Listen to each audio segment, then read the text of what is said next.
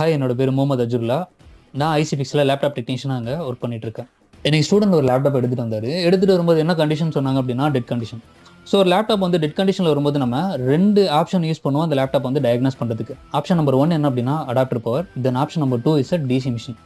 DC machine அப்படின்றது இதில் ரொம்ப மேண்ட்ரி ஃபார் லேப்டாப்போட சிப் லோல் பண்ணுறதுக்கு. ஸோ அடுத்ததாக இப்போ அந்த லேப்டாப்பை நம்ம கனெக்ட் பண்ணும்போது அதோட இன்புட் வோல்டேஜ் நம்ம எவ்வளோ கொடுத்தோம் அப்படின்னா 20 வோல்ட் அண்ட் ஆம்பியர் அப்படின்றது நமக்கு 3.33 ஆம்பியர். ஸோ கொடுத்துட்டு நம்ம டிசி மிஷினில் ஆன் பண்ணும்போது நமக்கு இப்போ நம்மளோட டிசி மிஷினோட அவுட்புட்டில் வந்து ஆம்பியர் என்ன அப்படின்னு பார்த்தீங்கன்னா 102 மில்லி ஆம்பியர். அப்போ ஒரு லேப்டாப் நார்மலாக டர்ன் ஆன் ஆகிட்டு ஒரு கண்டிஷனுக்கு மேலே போகும்போது நம்ம என்ன சொல்லுவோம்னா சிபியோட கோரில் வந்து நமக்கு பவர் வந்துருச்சு, சிபியோட காயிலில் வந்து பவர் ப்ரெசென்ட் ஆகுது, அண்ட் டிஸ்பிளே வர்றதுக்கான ஆம்பியர் வந்து நமக்கு இதில் ஷோ ஆகுது அப்படின்ற மாதிரி ஒரு பவர்ஸில் நம்ம என்ன எடுத்துக்கலாம் அப்படின்னா ஒரு மினிமம் 450 மில்லி ஆம்பியர்லேருந்து நமக்கு ஒரு 700-800 மில்லி ஆம்பியர் போகும்போது நம்ம என்ன கன்செப்ஷனில் வரலாம் அப்படின்னா என்னோட சிபியூ கோரில் ப்ராப்பரான பவர் இருக்குது, அந்த இடத்துல வோல்டேஜ் வந்து எனக்கு ப்ரெசென்ட்டில் இருக்குது, என்னோட சிபியூ கோருக்கே சப்ளை வந்துருச்சு, என்னோட மதர் போர்டு வந்து ஃபேன் வந்து ஸ்பின் ஆகுது, மதர் போர்டு வந்து ஆன் கண்டிஷனுக்கு போயிடுச்சு அப்படின்ற ஒரு கன்ஃபர்மேஷன் வந்து நம்ம எடுப்போம்.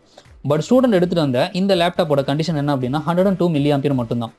இப்போ நம்ம இந்த இடத்துல நார்மலாக ஒரு மதர் போர்டு ஹாஃப் ஷாட்டுக்கு போகுதுன்னா கூட நமக்கு என்ன மில்லி ஆம்பியரில் கன்சியூம் ஆகும் அப்படின்னா 100 to 200 மில்லி ஆம்பியரில் கன்சியூம் ஆகும். ஆனால் அந்த சினாரியோவில் உங்களோட மதர் போர்டில் எந்த இடத்துலையும் வோல்டேஜ் ப்ரெசென்ட் ஆகாது.